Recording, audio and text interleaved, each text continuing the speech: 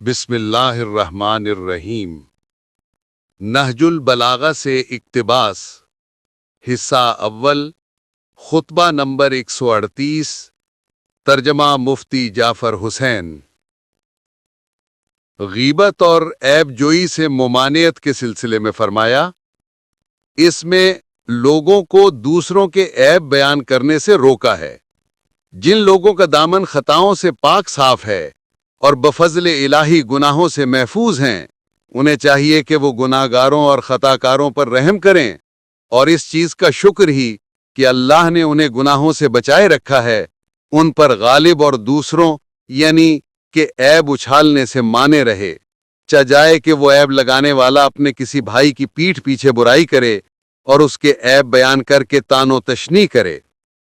یہ آخر خدا کی اس پردہ پوشی کو کیوں نہیں یاد کرتا جو اس نے خود اس کے ایسے گناہوں پر کی ہے جو اس گناہ سے بھی بڑے تھے جس کی وہ غیبت کر رہا ہے، اور کیوں کر کسی ایسے گناہ کی بنا پر اس کی برائی کرتا ہے جبکہ خود بھی ویسے ہی گناہ کا مرتکب ہو چکا ہے، اور اگر بے عینہ ہی ویسا گناہ نہیں بھی کیا تھا اور صرف صغیرہ کا مرتکب ہوا تھا تب بھی اس کا لوگوں کے عیب بیان کرنا بہت بڑا گناہ ہے۔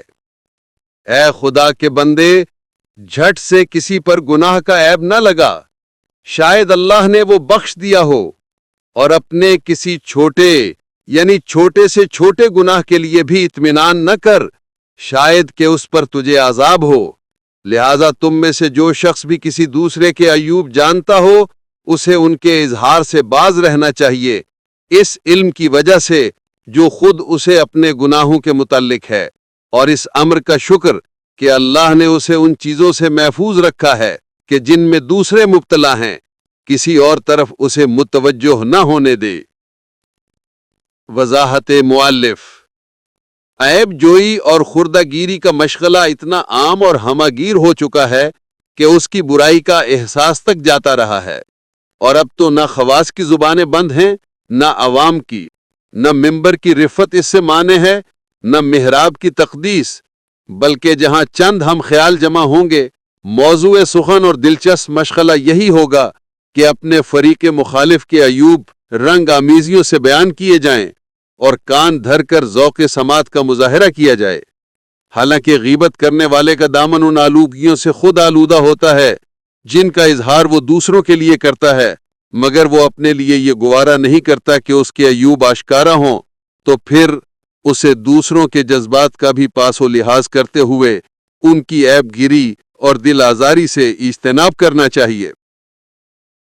غیبت کی تعریف یہ ہے کہ اپنے کسی برادر مومن کے عیب کو بغرض تنقیص اس طرح بے نقاب کرنا کہ اس کے لیے دل آزاری کا باعث ہو، چاہے یہ اظہار زبان سے ہو یا محاکات سے، اشارے سے ہو یا کنایہ و تعریض سے۔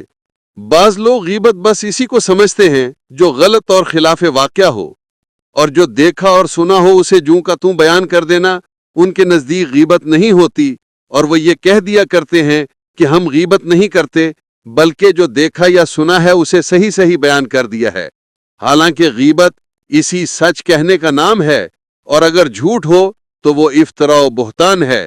چنانچہ پیغمبر اکرم صلی اللہ علیہ وآلہ وسلم سے مروی ہے کہ آپ نے فرمایا کہ تمہیں معلوم ہے کہ غیبت کیا ہے؟ لوگوں نے کہا کہ اللہ اور اس کا رسول صلی اللہ علیہ وآلہ وسلم بہتر جانتے ہیں۔ آپ نے فرمایا کہ غیبت یہ ہے کہ تم اپنے کسی بھائی کے متعلق کوئی ایسی بات کہو جو اس کے لیے ناگواری کا باعث ہو۔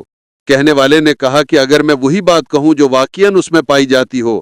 آپ نے فرمایا کہ اگر ہو جبھی تو وہ غیبت ہے، اور اگر نہ ہو تو تم نے اس پر افتراء باندھا ہے۔ غیبت میں مبتلا ہونے کے بہت سے وجوہ اور اسباب ہیں جن کی وجہ سے انسان کہیں دانستہ اور کہیں نادانستہ اس کا مرتکب ہوتا ہے۔ امام غزالی نے احیاء العلوم میں ان وجوہ اور اسباب کا تفصیلی تذکرہ کیا ہے۔ ان میں چند نمایاں اسباب یہ ہیں: 1. کسی کی ہنسی اڑانے اور اسے پست و سبک دکھانے کے لیے۔ 2. لوگوں کو ہنسانے اور اپنی زندہ دلی اور خوش طبعی کا مظاہرہ کرنے کے لیے۔ 3.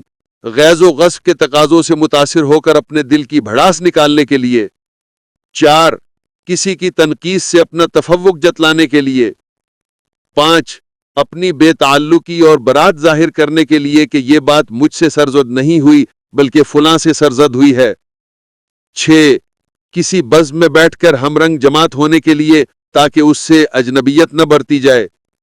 7 किसी ऐसे शख्स की बात को बेवकत बनाने के लिए कि जिसके मुतल्लिक ये अंदेशा हो कि वो उसके किसी ऐब को बेनिकाब कर देगा। 8 किसी अपने हम पेशा रकीब की सर्दबाजारी के लिए। 9 किसी रईस की बारगाह में तकर्रुब हासिल करने के लिए।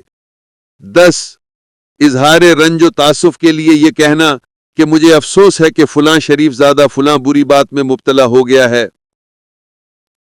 11 इजहार ताज्जुब के लिए मसलन इस तरह कहना कि मुझे हैरत है कि फलां शख्स और ये काम करे।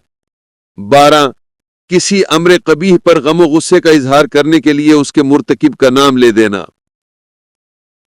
अलबत्ता चंद सूरतों में ऐबगीरी और नुक्ता चीनी गीबत में शुमार नहीं होती। 1 मजलूम अगर दाद रसी के लिए जालिम का गिला करे तो गीबत नहीं है, जैसा कि खुदावंद आलम का इरशाद है, अल्लाह बुराई के उछालने को पसंद नहीं करता मगर वो कि जिस पर जुल्म किया गया हो। सूरह निसा आयत नंबर 148। 2 मशवरा देने के मौके पर किसी का कोई ऐब बयान करना गीबत नहीं है, क्योंकि मशवरे में गलो गुश जायज नहीं है। 3 अगर इस्तिफ्ता के सिलसिले में किसी खास शख्स को मुअय्यन किए बगैर मसला हल ना होता हो तो अला कदर जरूरत उसका ऐब बयान कर देना गीबत नहीं होगा। 4 किसी मुसलमान को जरर से बचाने के लिए किसी खाइन और बेदयानत की बददयानती से आगाह कर देना गीबत नहीं होगा। 5 अगर किसी की जान और माल या इज्जत का बचाव ही इस सूरत में हो सकता हो कि उसे किसी ऐब से रोशनास किया जाए तो यह भी गीबत नहीं है। 6 रवायत के सिलसिले में रवात पर नक़्द तबसरा गीबत में दाखिल नहीं है। 7 अगर कोई शख्स अपने किसी ऐब से ही मुतारिफ हो तो उसे पहचानवाने के लिए उस ऐब का जिक्र करना गीबत नहीं होगा, जैसे बहरा, गूंगा, गंजा, लंगड़ा वगैरह। 8 बगर्ज इलाज तबीब के सामने मरीज के किसी ऐब को बयान करना गीबत नहीं है। 9 अगर कोई गलत नस्ब का मुद्दई हो तो उसके नसब की तरदीद करना गीबत नहीं होगा। 10 अगर किसी की जान, माल या इज्जत का बचाव ही इस सूरत में हो सकता हो कि उसे किसी ऐब से रोशनास किया जाए तो यह भी गीबत नहीं है। 11 अगर 2 शख्स आपस में किसी की ऐसी बुराई का जिक्र करें जो उन्हें पहले से मालूम हो तो यह अगरचे गीबत नहीं है, ताहम जुबान को बचाना ही बेहतर है, मुमकिन है कि उनमें से एक भूल चुका हो। 12 जो एलानिया फिस्को फुजूर करता हो उसकी बुराई करना गीबत नहीं है, जैसा कि रवायत में वारिद हुआ है, जो हया की चादर उतार डाले उसकी गीबत नहीं है।